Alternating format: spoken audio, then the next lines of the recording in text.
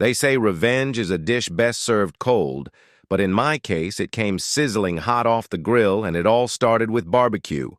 Every Saturday, a handful of us neighbors would get together, fire up the smoker, toss on some ribs and burgers, and share a few laughs to close out the week. No wild music, no late-night fireworks, just the smell of hickory smoke drifting down the street and the clink of cold beers on a summer night. To us, it was community. To Karen, it was chaos. She lived 2 doors down, the self-appointed warden. Of suburban silence, armed with a clipboard, a whistle, and the kind of smug attitude that could curdle milk. She claimed the smell of smoked brisket violated air quality standards, even though I checked the bylaws, and the only thing remotely close was a vague line about unreasonable nuisances. She called the HOA every time she saw flames. In my grill, reporting me for unregulated fire hazards. She even accused us of hosting unlicensed food festivals because more than 5 people showed up. The final straw came when she dragged my 82-year-old neighbor, Mr. Jenkins, into one of her complaints, claiming he was encouraging rowdy gatherings by bringing his famous potato salad. The man walks with a cane and has more heart than anyone I know, and she tried to paint him as some kind of party instigator. I played it cool, canceled a few cookouts, waved politely when Karen strutted past in her HOA visor like a general inspecting troops. But behind that calm smile, I was sharpening knives, not for barbecue, but for revenge. Because what Karen didn't know was that I wasn't just a backyard hobbyist. I was the regional operations manager for one of the largest fast casual restaurant chains in the country, and I had deep pockets, deeper connections, and a bone to pick with the self-declared sheriff of suburbia. Step 1 was quiet. I purchased the vacant lot right next to Karen's house under a holding company with a generic name that wouldn't raise suspicion. She thought some small-time developer was going to build condos. Cute. Step 2. I scooped up the decrepit strip mall across the street, the one she'd been campaigning to beautify for years. Step 3. I bought out the rundown gas station on the corner and the old laundromat beside it.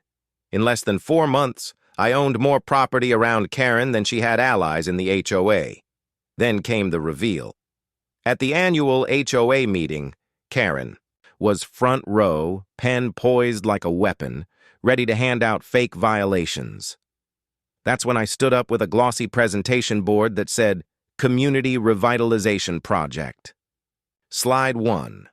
A big, bright map with every property I owned marked in red. Karen's house sat in the middle like a target. Slide 2. Architectural drawings of a massive barbecue-themed entertainment complex. Smokehouse restaurant, beer garden, outdoor stage, and a family park with picnic tables and fire pits. Slide 3. The name. The Pit Stop. Karen nearly dropped her cucumber water. "This is a residential area," she barked. "You can't do this." But I smiled and reminded her that I'd already secured rezoning permits from the county planning board. Funny thing about politicians, they tend to be more cooperative when you're their biggest campaign donor. The room erupted in applause. Turns out most of the HOA was sick of Karen's tyranny, too. She stormed out, muttering about lawsuits and noise ordinances. Too late. Construction began the following week. Bulldozers at 7 a.m., delivery trucks at noon, concrete mixers roaring through dinner.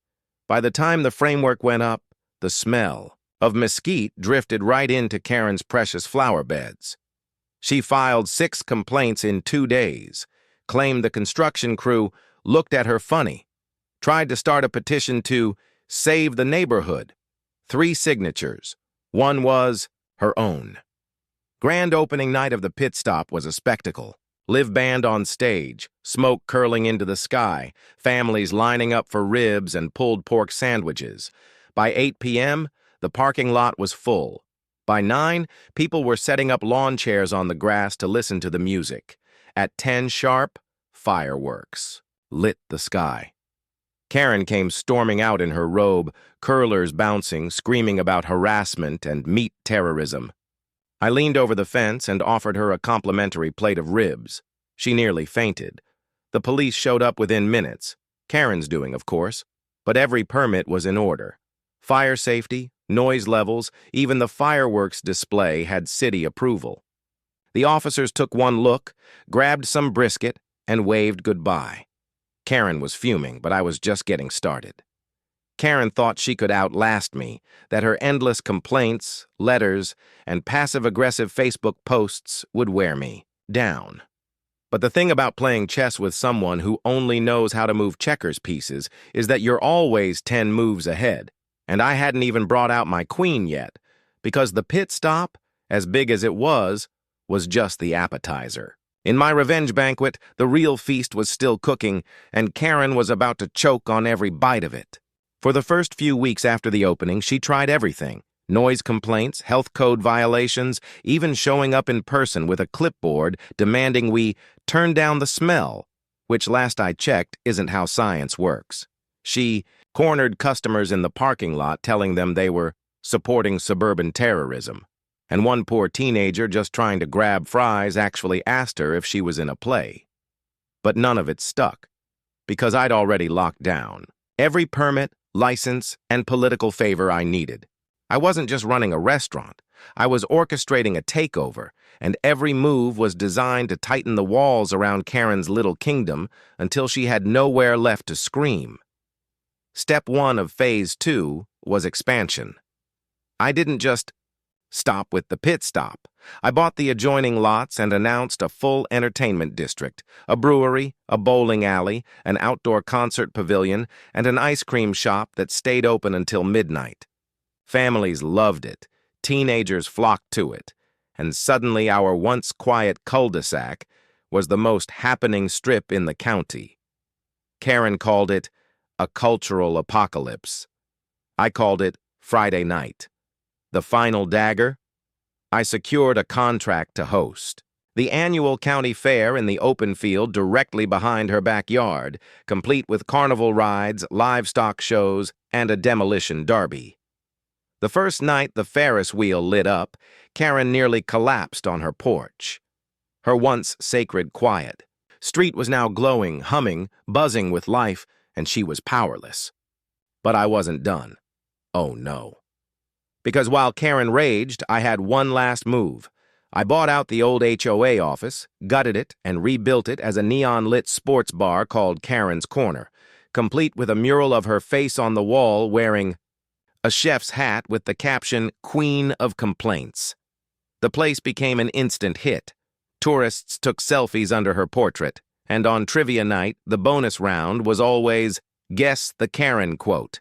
She tried suing for defamation, claiming emotional damage, but the judge laughed so hard he asked me for a loyalty card to the pit stop on the way out.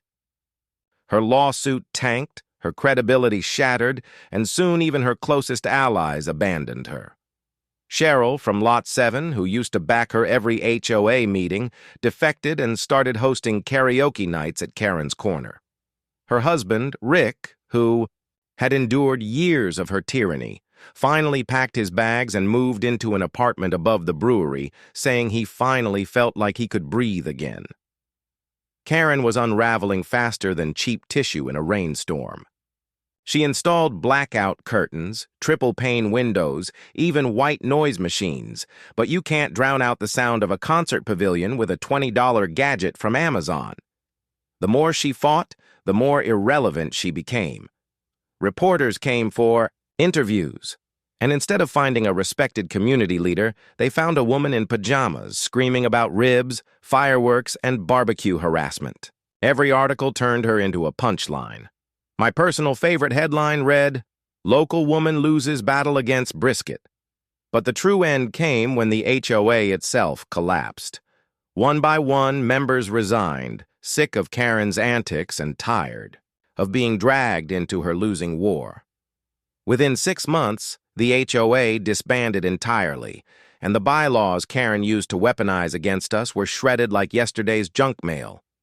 Freedom rang out in the form of sizzling grills and live music. And Karen? She packed up one morning, loaded a U-Haul, and vanished.